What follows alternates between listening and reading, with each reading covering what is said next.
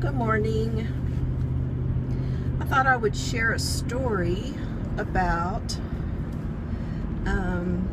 my ancestry search that I did, or I'm doing. My daughter gets a kick out of hearing some of the things, some of the things that I tell her that I find. One of the things that was very, very interesting that I found, and I had to do it 3 times because I didn't believe it, was that my family came over on the Mayflower. Yes, that is correct. Who would have thought? Little old me down in Texas came over on the Mayflower. We wouldn't be here if we hadn't. Stephen Hopkins is one of my many great-grandfathers, and his daughter Constance is the line that I come down through, and she married into she married into my mother. Her granddaughter married into my family, and then it just goes down from there as far as the family tree. I was down at the Carnegie Library in downtown, and I thought, okay, this can't be true when I found it, because I was on Ancestry down there, and they have ladies down there that help you with your searches and history and whatnot. And so I went over to her and I said, this is crazy. I said, can't be right.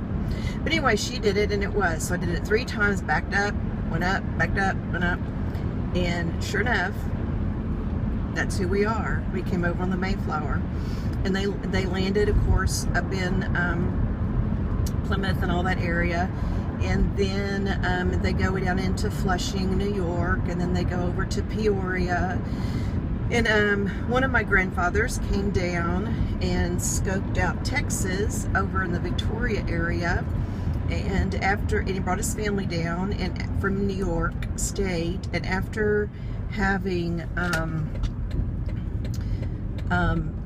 had to run from the Indians and the Mexicans and stuff, because Texas was still just open land territory, he decided, after the 3rd time of having to run to San Antonio to protect his family, they decided to move on back to New York. But when they put all their stuff on the boat and started coming up, it was winter, and the Great Lakes were flooded. Were not flooded. They were frozen. So they were caught in the middle of the ice, and they had to wait for the Great Lakes to thaw. And as they were there, they were spending all their money. They had sold all their furniture and whatnot. And finally, my grandmother turned to my grandfather and great and said, we can go back and let everybody help us get back on our feet in New York, or we can take a different area and we can find a different place to live. And so they branched off and they went over into Peoria, and they settled there. Oop, I'm next to a cement truck that's glaring here. And they went into Peoria and they settled there, just sort of outside that. And they were landowners. They retired there.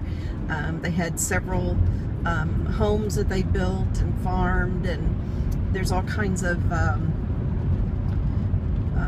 newspaper articles and obituaries and things. But the interesting thing is the portion of my family that came to Texas, when I sent it off to the Mayflower Society to see if I even would be, our family would even be accepted, they couldn't find my particular grandfather that came out of that family. And so it seems that one of the granddaughters from one of the original daughters that landed in Peoria did her Mayflower line, but she didn't have my grandfather on the ticket evidently she didn't know about him. She didn't know where he had gone. Anyway, his name was Chester. And so we do have a Chester in our family that was named after him. But we do know that we're from that line, and so we have cousins all over the place. I mean, everybody with Mayflower connections do. But anyway, I thought it was very interesting that they sort of fell him off the map when he stayed there, and he was the oldest. He fought in the Civil War. He made a statement, and somebody had quoted him as saying he'd rather fight than eat. He did have, I don't know, I think about 6 kids. So anyway, and they didn't know that we had come to Texas. And we have a very colorful history of landing in Texas and settling in Texas, which I think is very interesting, and I'll have to refresh my memory on it and go back through my papers and read it again before I share more, because I can't remember. But I just thought it was very interesting that we went all the way back to the Mayflower, and somewhere in between, you know, they kind of lopped off my limb off that tree, and now I need to go back and remind them that Chester was indeed a part of our family. So anyway, it's just a little tidbit on how people from the Mayflower have flowered out and gone all over the United States and Canada, all over. And that's just one part of my tree. I mean, there are so many parts and so many interesting things. My family fought on the south, they fought on the east and north, rather, and I'm driving, sorry. And that's very interesting. I even had one grandfather that married 4 times, and back in the early 1800s he was divorced because the whole town wanted him and his wife to divorce. It's a very interesting story. They'd only been married about 3 months, and they were like, you got to get a divorce, we're on the board with you. And back then nobody got divorces, but they did. And then he also, at the end of his life, which was about 82 years old or so, he was on his last wife, which is his 4th, and his youngest child, I believe, was 3 or 4 when he died at 82. So he had, if you add together his natural children, biological children, and his stepchildren, which were a few, he had 38 children. Duh. That's just, yeah, they even wrote an article about him and how he had such a huge family. And anyway, it was just very, very interesting. So we have a lot of stories. Stephen Hopkins was mutinied.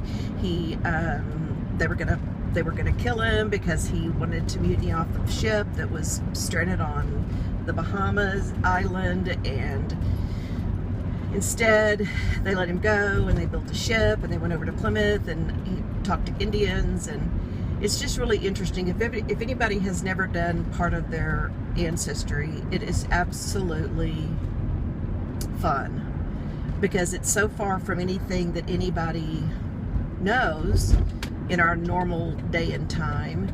And I'm learning more and more. There's more places that are opening, and free sites that you can go to. You can go to ancestry.com and not pay. You're a guest, but the only thing is the documentation that you get, you can't see unless you go to a library and pull it up at a library, and then you can run it off on their copy machine. So there you go, Jennifer. I did a history one for you, and maybe for Ancestry, if they would like to, you know, poke their nose and see what else is going on. It's just every time I talk to one of my cousins, and I've got like 19, 20 cousins, you know, I tell them a different story, and they're just amazed that my family, our family, was so deeply rooted in the history of the United States. It's just very interesting. Okay, I'm going to work. Got a client at 11, and I'll see y'all next time. Have a good afternoon.